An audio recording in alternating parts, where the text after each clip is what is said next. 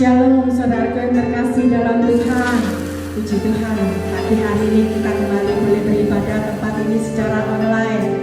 Kami percaya setiap apapun yang kita lakukan, semua itu karena kemurahan Tuhan yang berikan atas kita semua. Mari saudaraku, sebelum kita mulai ibadah kita mau berdoa terlebih dahulu.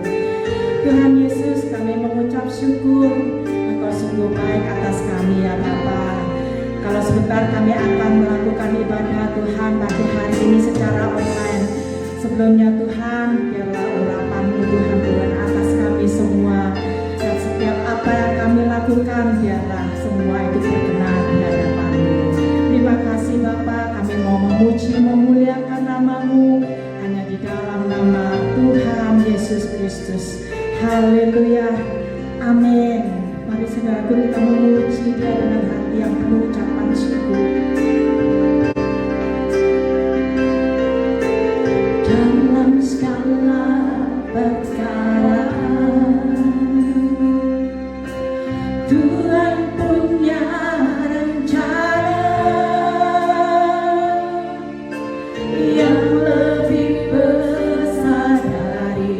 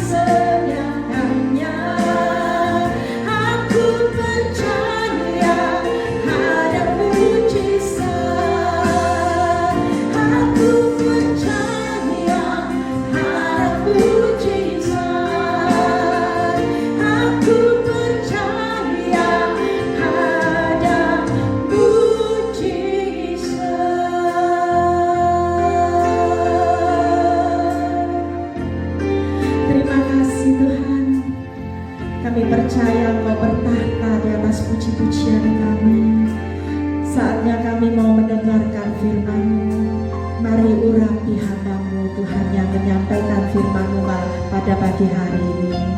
Terima kasih Bapa, kami sambut firman-Mu hanya di dalam satu nama Tuhan Yesus Kristus. Haleluya, amin.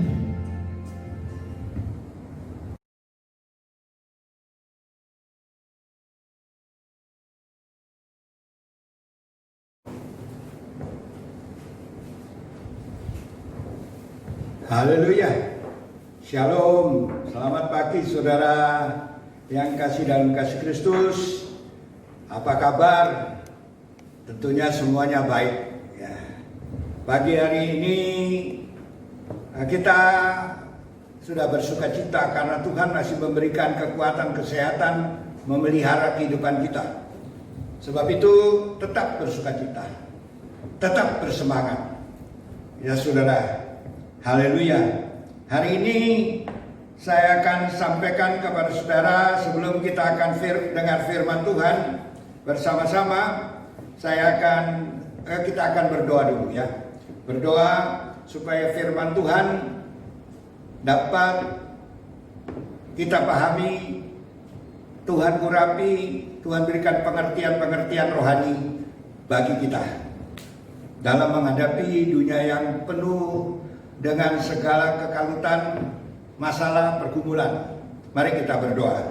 Bapa Surgawi, Bapa yang kupanggil dalam nama Tuhan Yesus. Pagi ini kami mengucap syukur terima kasih. Tuhan masih memelihara kami, melindungi kami, menjaga kami. Dan saat-saat ini kami masih dalam keadaan sehat oleh karena perlindungan Tuhan. Saatnya kami mau dengar kebenaran firman Tuhan. Roh Kudus urapi hamba-Mu untuk menyampaikan isi hati Tuhan, supaya kami dapat memahami, dapat mengerti kehidupan kami ini, pemeliharaan Tuhan, perlindungan Tuhan, perhatian Tuhan kepada kami. Dalam nama Tuhan Yesus Kristus kami berdoa dan kami sambut firman Tuhan. Haleluya, amin. Puji nama Tuhan, saudara yang kasih dalam kasih Kristus. Ya, hari-hari ini kita semua menghadapi masalah-masalah pergumulan yang belum selesai-selesai. Tapi kita tetap berdoa. Biar Tuhan campur tangan senantiasa dalam kehidupan kita. Saudara-saudara, kita akan membaca firman Tuhan di dalam Injil Lukas pasal 22. Ya, ayat 31 dan 32. Injil Lukas pasal 22 ayat 31 dan 32. Bunyinya demikian.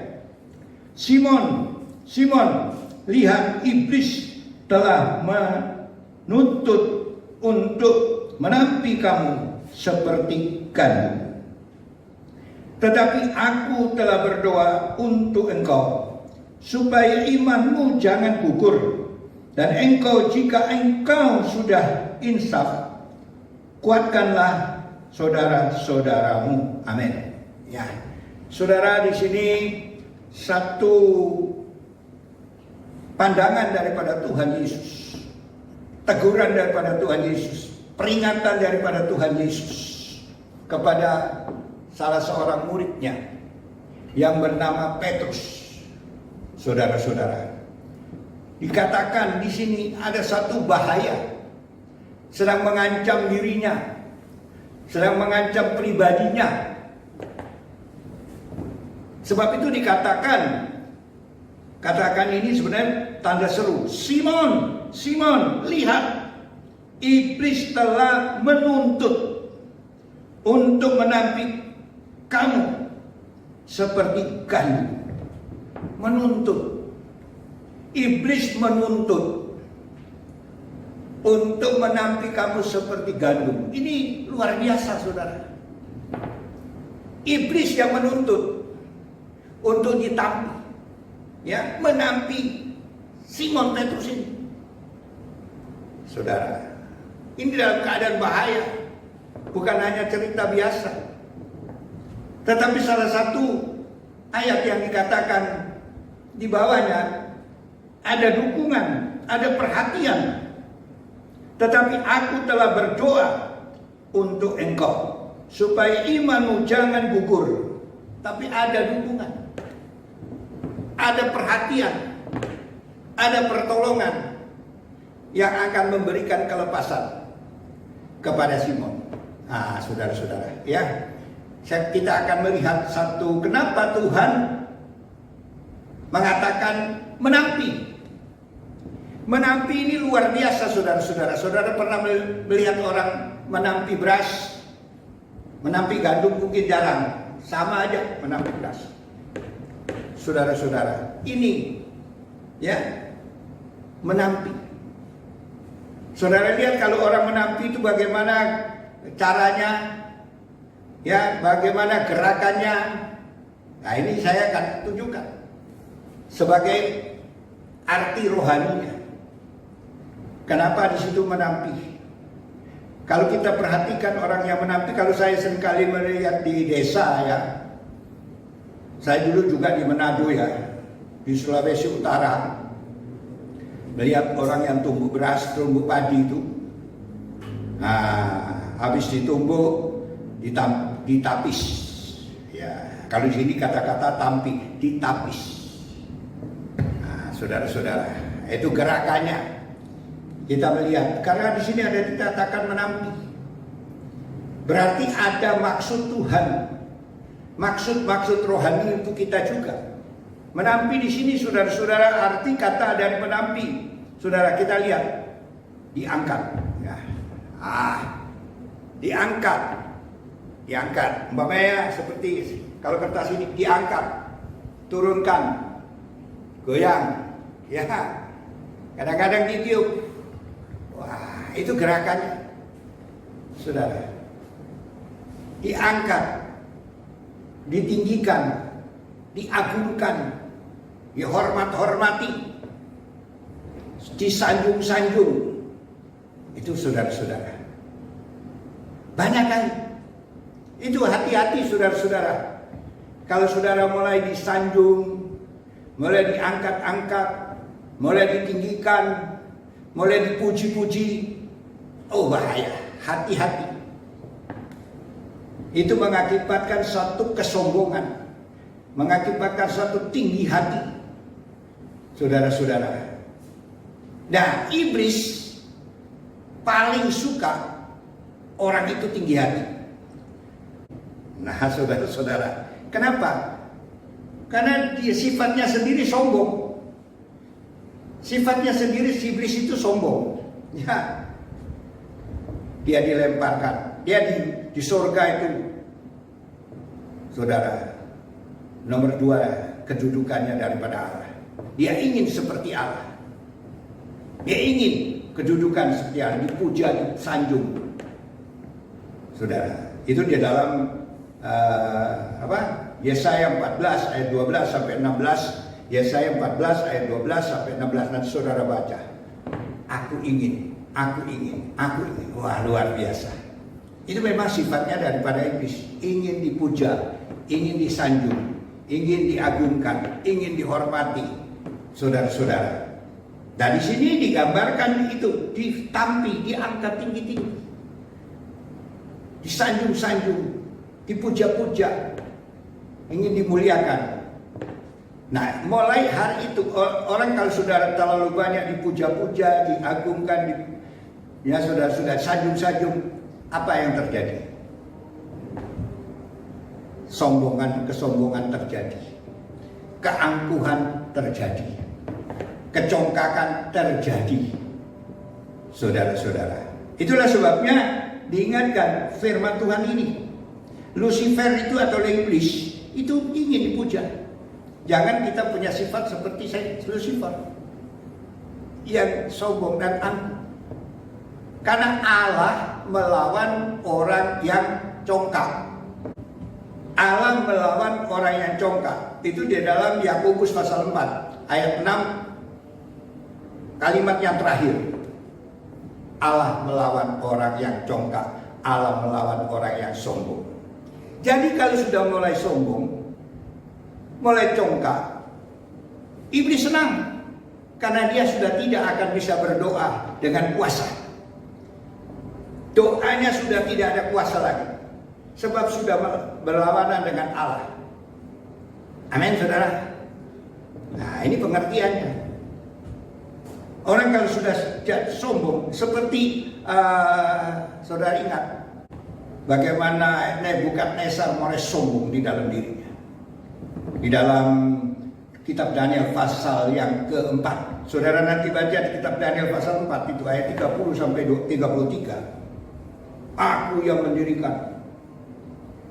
mendirikan Babel dan lain sebagainya. Rasa hebat, rasa tinggi hati. Berapa lama Tuhan rendahkan dia? Seperti lembu, pikirannya seperti lembu, dan makan rumput di halaman, dipermalukan. Hati-hati saudara, hati-hati. Ya, sekali lagi kita diingatkan oleh firman Tuhan ini. Raja Usia juga setelah diberkati oleh Tuhan, berubah dia. Setelah dia diberkati oleh Tuhan itu Raja Usia dalam 2 Tawari 26. Nanti kalau saudara baca mulai ayat 5 sampai ayat 15, wah diberkati luar biasa. Kedudukannya luar biasa. Tidak ada yang bisa menandingi dia. Dan oleh karena dia diberkati, kedudukannya luar biasa, maka jadi sombong. Di dalam 2 Tawari 26 ayat 16, dia mulai, saudara, berubah pikirannya, mulai tinggi hati. Hati-hati kalau saudara juga, saudara dan saya, kalau saudara sudah diberkati Tuhan, mulai diberkati Tuhan, hati-hati. Tuhan itu memberkati kita, suka memberkati, tapi jangan sampai dengan berkat itu menjadi tinggi hati, menjadi sombong. Nah, sombong itulah mulai kejatuhan.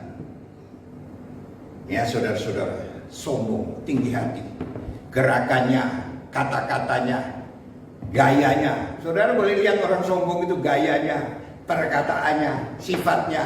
Wah. Apalagi kita sebagai hamba-hamba Tuhan, sebagai anak-anak Tuhan, sebagai pelayan-pelayan Tuhan, hati-hati. Jangan nanti kalau Tuhan sudah berkati, Tuhan sudah pakai luar biasa, ada kedudukan, ada posisi, jangan sombong, sebentar direndahkan, sebentar dipermalukan. Mari kita sadari. Amin, saudara. Halo, saudara-saudara yang kasih, kita sama-sama.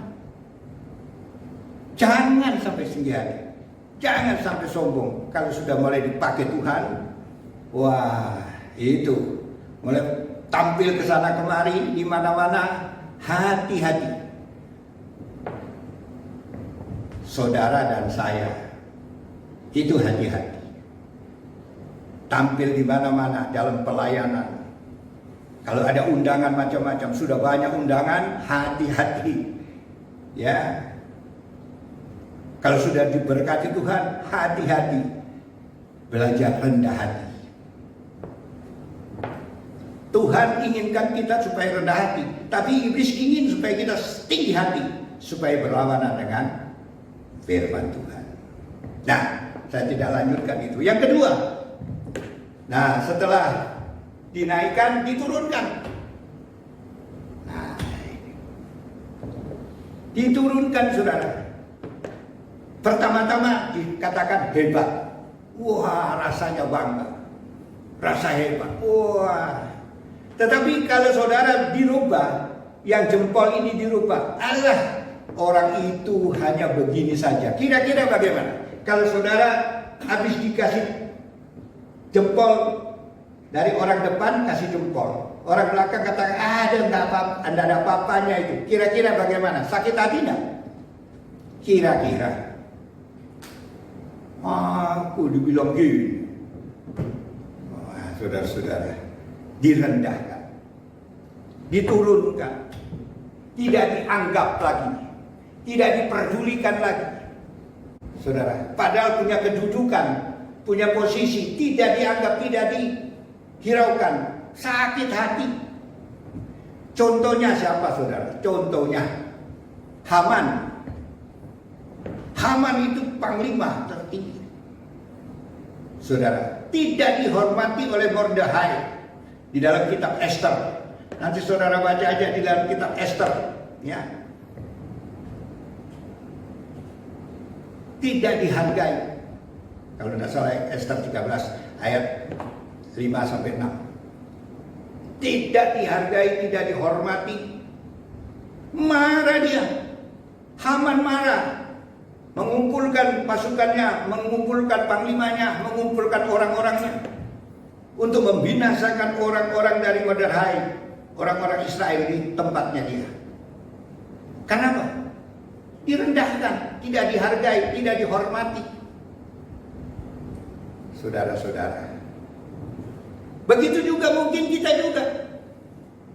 Kalau kita mungkin mempunyai kedudukan posisi orang kaya, orang ada kedudukan sendiri, ya, ada pangkat, ada jabatan, kemudian kita tidak dihargai, tidak dihormati. Mungkin kita diliwati saja. Kira-kira bagaimana? Sakit hati ya. Orang itu tidak tahu siapa aku.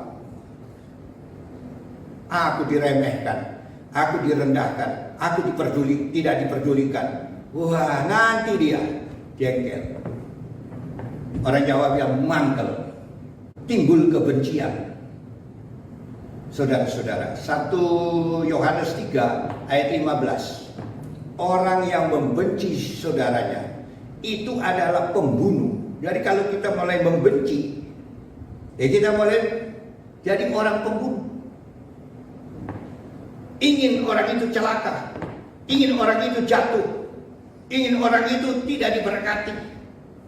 Itu hati-hati, itu direndahkan, diturunkan, tidak dihargai, tidak dihormati. Ya saudara, karena gila hormat. Makanya begitu tidak dihargai, tidak dihormati, tidak disanjung, mulai mangkel, mulai jengkel. Nah, itulah yang dikehendaki oleh iblis. Iblis senang sekali kalau saudara jengkel. Kalau saudara mulai marah, saudara mulai mangkel. Ya saudara-saudara, iblis suka. Kenapa? Begitu saudara jengkel, saudara marah, saudara benci, saudara tidak bisa berdoa dengan baik. Saudara tentunya tidak ada hubungan dengan Tuhan. Kenapa? Mana ada orang benci sambil berdoa? Tak ada bisa didengar oleh Tuhan. Dan Tuhan tahu kelemahan orang ini. Begitu dia mempunyai kebencian, begitu dia jengkel, tidak ada kuasa lagi. Disitulah iblis hancurkan. Hati-hati saudara. Kalau orang nggak hargai, nggak hormati, nggak apa-apa. Kita dihargai oleh Tuhan, kita dihormati oleh Tuhan, kita dipuji oleh Tuhan. Ya saudara-saudara, amin. Hati-hati. Kalau saudara kita sudah mulai timbul hati jengkel, mulai marah, ngamuk, mulai detik itu kehilangan kuasa saudara. Doanya sudah tidak ada kuasa lagi. Itulah iblis suka. Sebab itu banyak anak-anak Tuhan tidak ada kuasa lagi. Sebab tiap hari jengkel, mangkel. Nah, saudara-saudara, supaya kita ini belajar, tidak dihargai, tidak dihormati, puji Tuhan, anak Tuhan. Kita hamba Tuhan. Kadang-kadang juga hamba Tuhan tidak dihormati, tidak apa-apa, hambanya Tuhan. Haleluya, saudara-saudara, puji Tuhan ya. Kita belajar ini. Dan kemudian yang ketiga, ya, setelah diangkat, diturunkan, diputar. Ini kadang-kadang saya lihat itu ibu-ibu yang habis beras itu diputar. Ada apa ibu itu diputar itu? Oh, rupa-rupanya ada batu, ada padi, ada di tengah-tengah yang harus dibersihkan, dibuang. Oh, saya belajar itu. Diputar-putar ya. Arti kata diputar, dibuat keraguan-raguan. Saudara dan saya oleh iblis melalui penampian ini dibuat keraguan-raguan. Diputar. Apa benar, apa tidak benar, apa benar itu Tuhan. Kadang-kadang kita berdoa, amin. Apa benar ya Tuhan dengar? Apa benar Tuhan itu memperhatikan saya? Timbul keraguan. Ini saudara, ya, iblis paling suka orang ragu sama Tuhan. Iblis paling suka kalau saudara ragu kepada firman Tuhan. Nah, kalau saudara sudah ragu kepada firman Tuhan, sudah ragu kepada Tuhan, tinggal saudara dihajar oleh iblis. Saudara tak percaya, dibuat diputar-putar. Seperti saudara diam, contoh saja, tidak usah banyak, Adam dan Hawa. Tuhan berkata kepada Adam dan Hawa, buah yang ada di taman ini boleh kamu makan semuanya. Cuma satu yang ada di tengah-tengah taman ini, yaitu buah pengetahuan baik dan jahat. Jangan kamu jamah, jangan kamu makan. Wah, ribuan buah-buah diizinkan makan, cuma satu buah saja tidak boleh. Iblis mulai berkata, begini, kenapa tidak boleh makan? Itu dilarang oleh Allah. Kata Hawa, nanti kami akan mati. Oh tidak. Rupa-rupanya iblis penipu. Iblis itu penipu ulung, ya, bapak pembohong. Yohanes 8 ayat 44. Bapak pembohong adalah iblis. Dia mulai memutar pikiran. Enggak boleh makan. Justru kamu makan, kamu bisa mengerti baik dan jahat. Kamu bisa mengerti kehendak Tuhan. Wah, andai kata begitu ya. Begitu, ini makanannya Allah. Mungkin kalau diterjemahkan ini makanannya Allah. Kenapa boleh yang lain kok tidak boleh? Andai kata saudara ya, kalau saudara bertamu di rumah saya, mungkin nanti disediakan makanan. Ya, ini ada ikan ayam panggang, ayam goreng, capcay, fuyung hai, ya ada gurame dan lain sebagainya. Nah, di tengah-tengah meja itu saya kasih 5 telur puyuh. Ini umpama telur puyuh. Saya bilang semua kamu boleh makan, tapi telur puyuh jangan kamu makan. Wah, saudara mungkin akan bertanya-tanya, kenapa ya? Yang enak-enak boleh dimakan, yang kurang enak gak boleh dimakan. Telur puyuh gak boleh dimakan. Mungkin ada yang bisik, itu makanannya Om Fran tuh paling yang menguatkan, bikin sehat dia. Gitu ya. Mereka mulai coba ambil itu telur puyuh. Padahal saya larang. Bukan karena telur puyuhnya, perintah saya itu. Kenapa dilanggar? Berarti orang ini tidak bisa dipercaya. Perintahnya bukan karena buahnya itu, tapi perintahnya sudah menyakiti hati Tuhan. Kita seringkali ragu kepada firman Tuhan, perintah Tuhan, menyakitkan hati Tuhan. Dan bagaimana kita bisa berdoa kepada Tuhan kalau kita sudah ragu kepada Tuhan, kepada firman Tuhan, sudah diragukan. Padahal Tuhan berkata, langit dan bumi akan lenyap, tapi firman-Ku kekal selama-lamanya. Ya, Matius 24 ayat 35. Banyak kali kita ragu pada firman Tuhan. Doa, coba doa. Begitu doa, begitu gencar doanya, ditutup dengan amin. Amin 2 macam. Amin beriman atau amin mikir. Ini amin mikirnya itu saya rasa 75% di gereja saudara, gereja saya. Mungkin hamba-hamba Tuhan, saya perhatikan teman-teman, amin. Aduh, kira-kira bisa enggak ya? Kira-kira terkabul enggak ya? Kira-kira mujizat terjadi enggak ya? Nah, itu namanya amin mikir. Saudara percaya? Sedangkan Tuhan berkata, ya percaya, imanmu sebiji sesali aja gunung bisa pindah, apalagi cuma berkat. Iman itu gunung bisa pindah, itu kesulitan, kesusahan pindah, apalagi cuma berkat. Pasti Allah siapkan. Itu keraguan kita banyak. Nah, kalau kita sendiri ragu, nah kita mau usir setan bagaimana? Dan setan suka orang ragu kepada firman Tuhan. Ya, diputar-putar. Ya, yang keempat sekarang. Yang keempat. Ya, tidak usah banyak-banyak. Yang keempat. Nah, saudara, saya perhatikan itu ibu-ibu kalau tapis beras. Itu orang diputar-putar, dia tak. Boleh dia tiup-tiup. Wah, apa lagi? Supaya apa namanya bahasa Jawanya itu dedek ya, atau kulitnya yang halus itu terbang.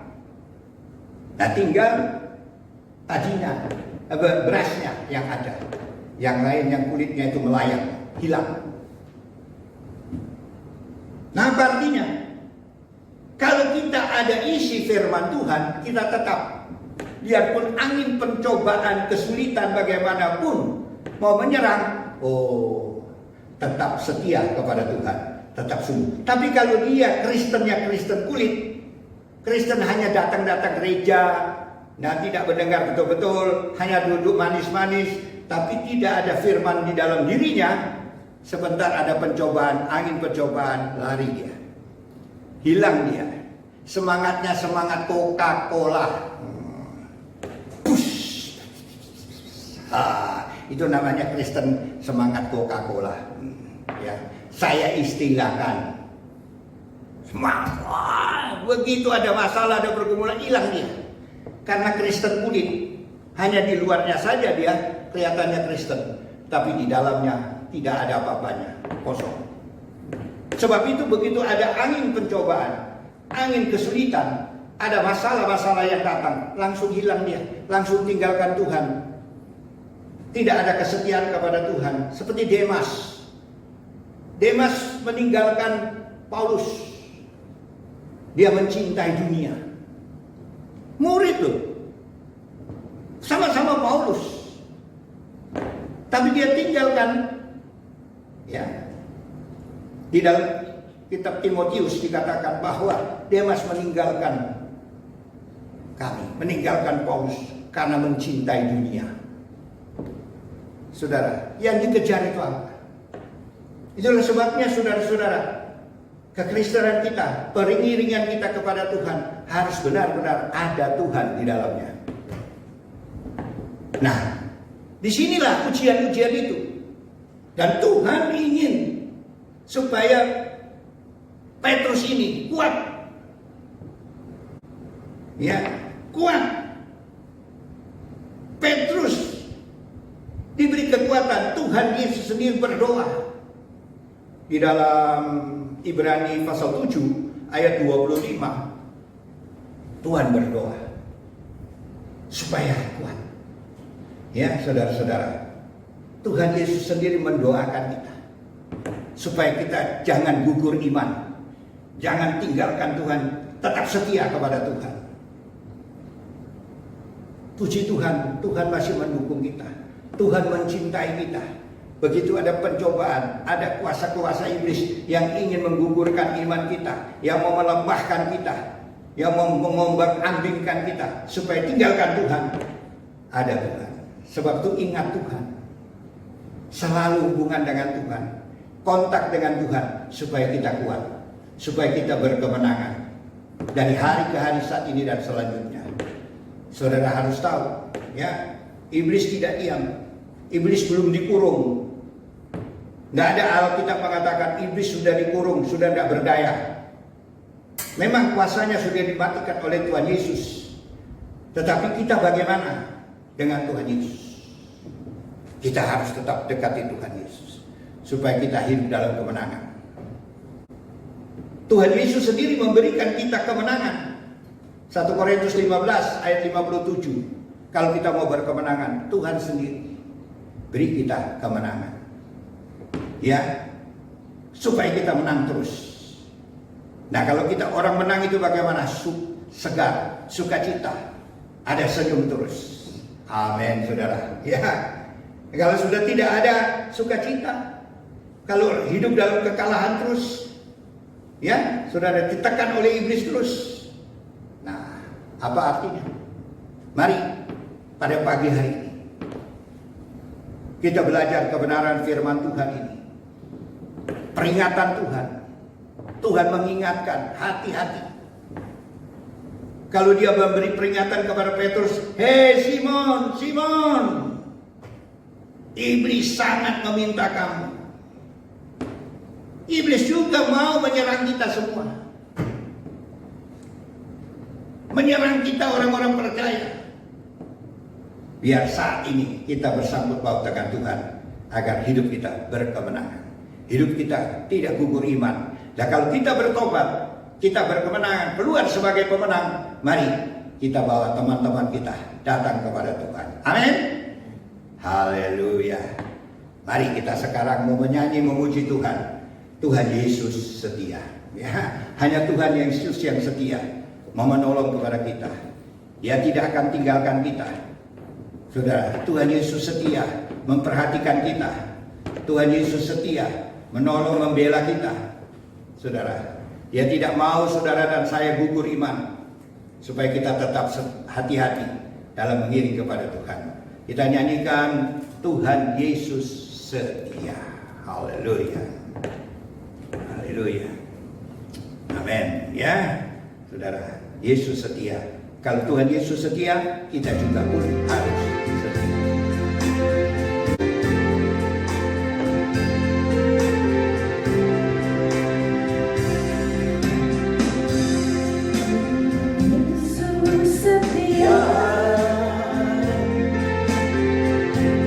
Dia sahabat kita dalam segala susahku, selalu menghiburku. Dia mengerti bahasa, tetesan air mata, walau badai mengamuk dan gelombang menerjang, Tuhan Yesus setia. Walau badai, walau badai mengamuk dan gelombang menerjang, Tuhan Yesus setia. Kita sekali lagi, Tuhan Yesus setia.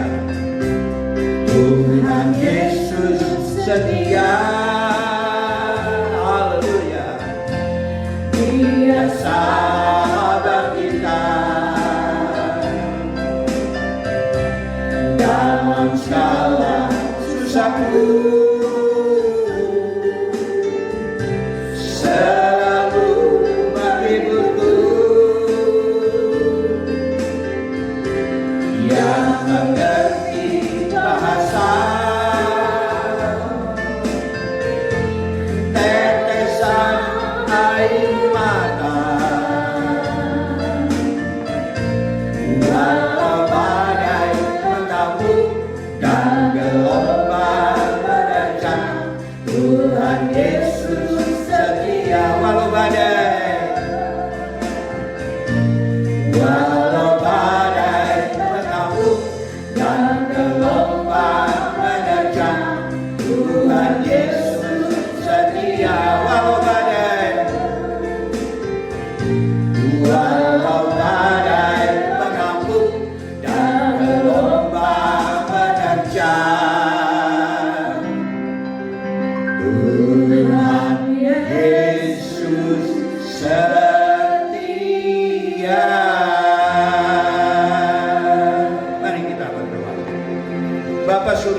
Bapa yang kupanggil dalam nama Tuhan Yesus, firman Tuhan sudah hamba sampaikan.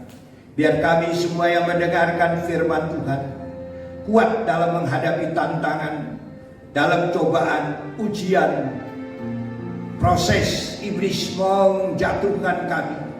Tuhan, berikan kami pengertian-pengertian, berikan kami kewaspadaan, biar kami tetap bersangkut paut dengan Tuhan Yesus Kristus, sehingga kami boleh tetap tegar, tetap kuat, tetap berkemenangan untuk memuliakan, membesarkan nama Tuhan. Berikan kami kekuatan, berikan kami kesehatan, berikan kami tetap bersukacita dalam mengiring kepada Tuhan. Yang sakit Tuhan sembuhkan, yang lemah Tuhan kuatkan, yang ada problem Tuhan berikan kemenangan dan kemenangan. Dalam nama Tuhan Yesus Kristus hamba berdoa. Haleluya. Amin.